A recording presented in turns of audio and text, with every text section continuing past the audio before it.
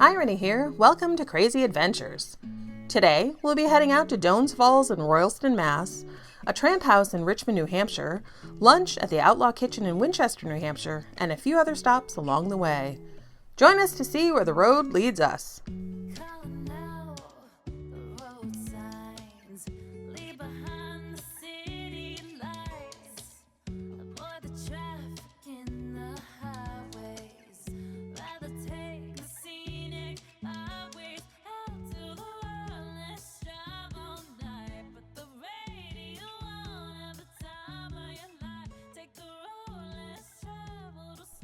We started our day at the new Salem Vista on Daniel Shay Highway in New Salem, Massachusetts.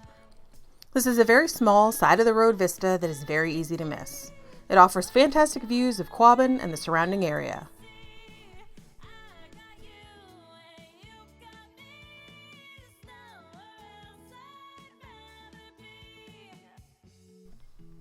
On to Main Street, Athol, Mass., where we enjoyed the architecture of the buildings and commented that we should venture back to explore the town and storefronts.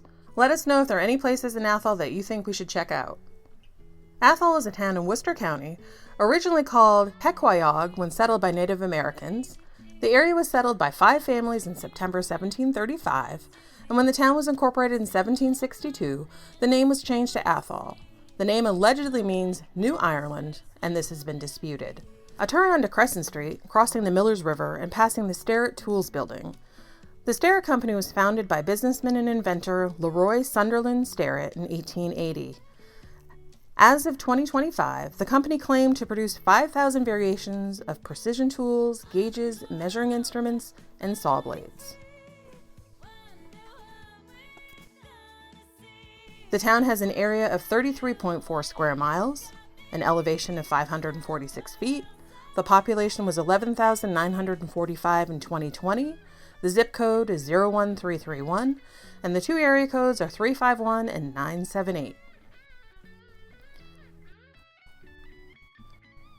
Doane's Falls is located in Royalston, Massachusetts.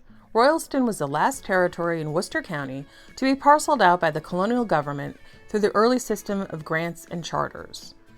Originally called Royal Shore, in honor of one of the proprietors, Isaac Royal, the town was not settled until the first 6 families arrived in 1762. In 1765, the town was incorporated as Royalston, and by 1767 had 40 families in the town. It has an area of 42.5 square miles, the elevation is 1,015 feet, the population was 1,250 in 2020, the zip code is 01368, and the area codes are 351 and 978. We arrived at the top parking area of Doane's Falls, a series of waterfalls located in Royalston, Mass., along a 0.2-mile section of the Lawrence Brook, which is a tributary of the Millers River. The falls are part of a 46-acre open space preserve acquired in 1959 by the trustees of reservations. The parking area is very small with room for 5 to 8 vehicles. The short, half-mile streamside trail starts next to the kiosk. Be mindful, the trail is well marked, but is in the woods, and there are many roots and rocks along the way. There is a lower parking area on Doane's Hill Road offering additional parking with a 0.15-mile accessible trail to the lower falls. The preserve is free to visit and open from sunrise to sunset. Dogs are allowed and must be on leash at all times. Activities allowed include fishing, walking, picnicking, and hiking only. Swimming and wading were banned in 2002 following a series of diving injuries and deaths. Doane's Falls are named after Amos Doane, who operated a door, sash, and blind mill on Lawrence Brook in the 19th century. Sunshine and blue skies, I'm with you, and that feels right. Waterfall, crystal clear, we can hike away from here. Hear the falls and feel the breeze as it cools your soul with ease. See a rainbow shining through, almost as beautiful as you. Perfect day, we got it into a beautiful waterfall. Through the trees, hear the water call. Hike into a beautiful waterfall. Perfect day, we got it. We walked to the lowest falls after viewing the first series. The lower falls is the largest and the surrounding area is gorgeous.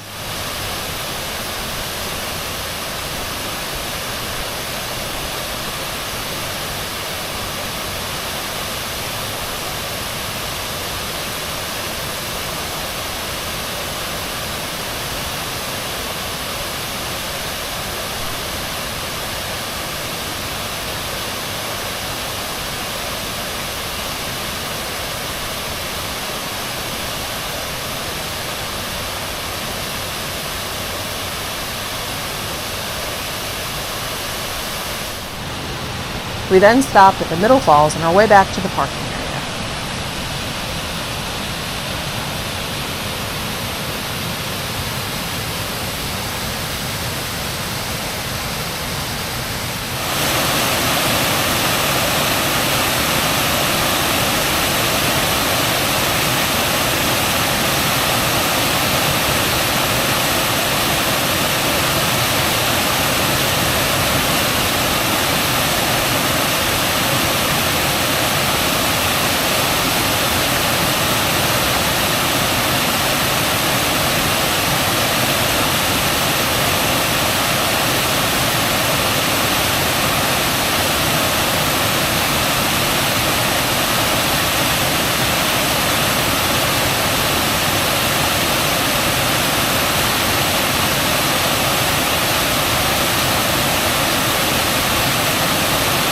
Shining through, almost as beautiful as you.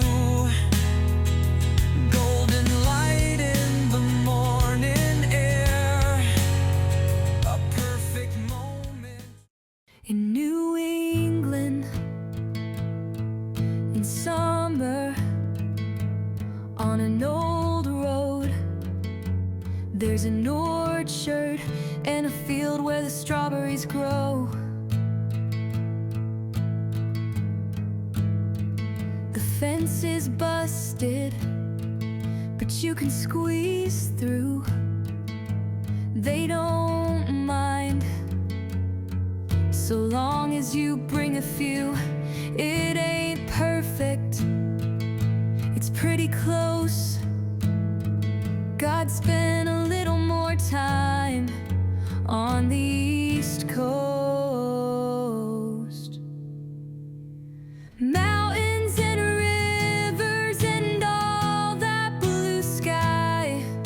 Sometimes I just gotta go for a drive.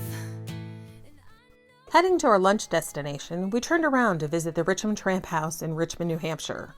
Built in 1914 and restored in 2015 by the Richmond Heritage Commission. The marker reads, quote, "This one-room dwelling housed many tramps who passed through town during the first half of the 20th century. Severe economic conditions and high unemployment caused hundreds of thousands of people to take to the roads and railroads seeking work, handouts, food, and shelter. Many towns built simple one-room hostels where these vagrants were given a free meal and a bed before being urged to move on. The Richmond Tramp House, one of only a few remaining in the state of New Hampshire, serves as a mini museum recalling a significant era in Richmond's history and culture." In doing research of tramps and tramp houses, I learned that tramps would use markings or coded symbols often drawn with chalk or carved into wood, often on fence posts and barns. This underground communication network noted important information that helped tramps navigate unfamiliar towns, find food and shelter, and avoid trouble. It makes you wonder how many of these signs still exist today. Have you ever seen any?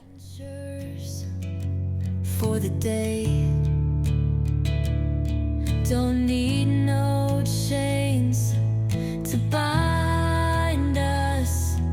Just get outside and play.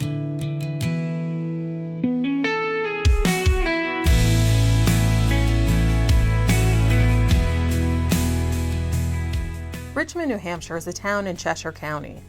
First chartered in 1735 by Governor Jonathan Belcher of Massachusetts, it was granted to soldiers returning from the war in Canada It was named Sylvester, Canada, in honor of Captain Joseph Sylvester of Scituate, Massachusetts, who was killed in 1690 during an attempt to capture the city of Quebec. After the border between Massachusetts and New Hampshire was fixed, the town fell on the New Hampshire side of the line. It was incorporated in 1752 as Richmond by Governor Benning Wentworth. He named it after Charles Lennox, 3rd Duke of Richmond, a staunch advocate of colonial independence. It was settled in 1757 by immigrants from Rhode Island and Massachusetts. The area is 37.7 square miles. It has an elevation of 1,063 feet. The population was 1,197 in 2020. The zip code is 03470, and the area code is 603. We arrived at the Outlaw Kitchen, a food truck located at the Outlaw Brewing location in Winchester, New Hampshire. The Outlaw Brewing Company is one of New Hampshire's tiniest breweries. It functions in a very small facility and provides local beer to retailers and restaurants in the Monadnock region. The Outlaw Kitchen is noted as being, quote, street food meets diner food meets fair food, the ultimate menu of all that is yummy. The weather was perfect. There were several other groups dining when we arrived. We sat under the provided tent for shade and enjoyed our meal. We had the keg stand nachos, which are nachos layered with house-made chili, cheddar cheese sauce topped with salsa, green onions, and sour cream. And we each had the Cranky Burger, which is a smashed patty on a brioche bun, topped with bacon, cheddar cheese sauce, caramelized onions, crispy jalapenos, finished with a drizzle of cranky sauce. They were served with a side of tots and a pickle, and paired with a pale ale and a lemonade. It was fantastic. We had such a great time. We bought a t-shirt and have recommended it as a destination to family and friends. You should go check it out.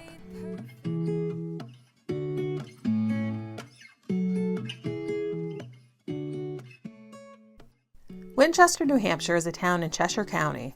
Originally named Arlington in honor of Charles Fitzroy, Earl of Arlington, this town was established in 1733 by colonial governor Jonathan Belcher as protection for the Massachusetts border at the Connecticut River. After being designated as part of the province of New Hampshire in 1741, the town was granted to Colonel Josiah Willard, commander of the Fort Dummer outpost. In 1753, it was incorporated by Governor Benning Wentworth as Winchester for Charles Paulet, 3rd Duke of Bolton, 8th Marquess of Winchester, and Constable of the Tower of London. The area is 55.6 square miles, an elevation of 433 feet. The population was 4,150 in 2020. The zip code is 03470, and the area code is 603.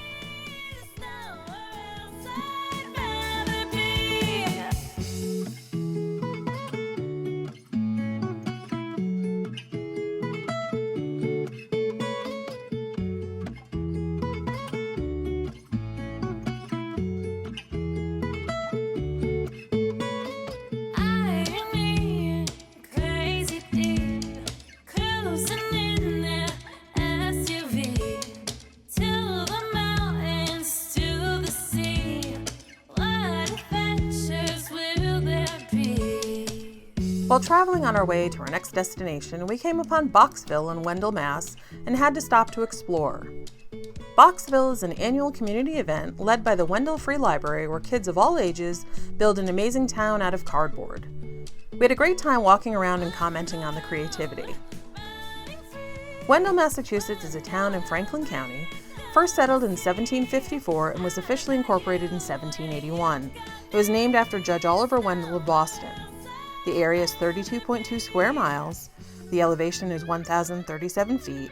The population was 924 in 2020. The zip code is 01379, and the area codes are 351 and 978.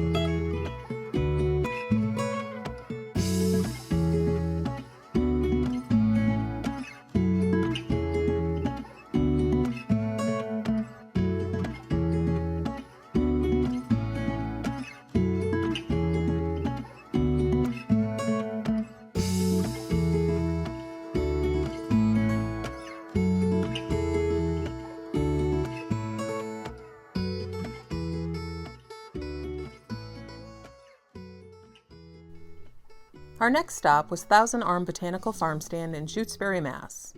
The day we stopped, the farm stand offered gorgeous flowers and a great selection of salves and tinctures, as well as magnets and reusable bags.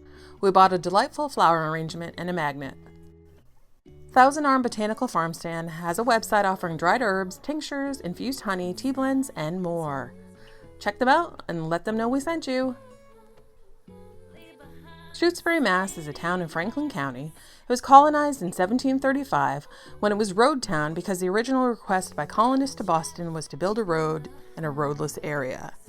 Road Town was officially incorporated as Shutesbury in 1761, and the town was renamed in honor of Samuel Shute, former governor.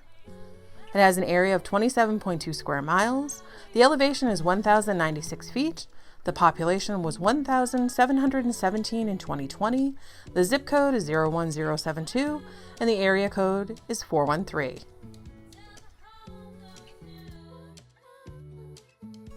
We pulled over in North Leverett, a historic mill village, to photograph the Watermill Lumber Company.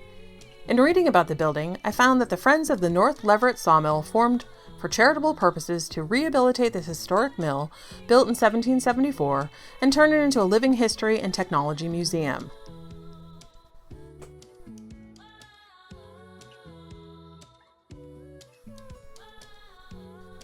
As we turned onto Arch Street in Northampton, Mass., we commented on how cool the Stone Arch Railroad overpass was. What do you think?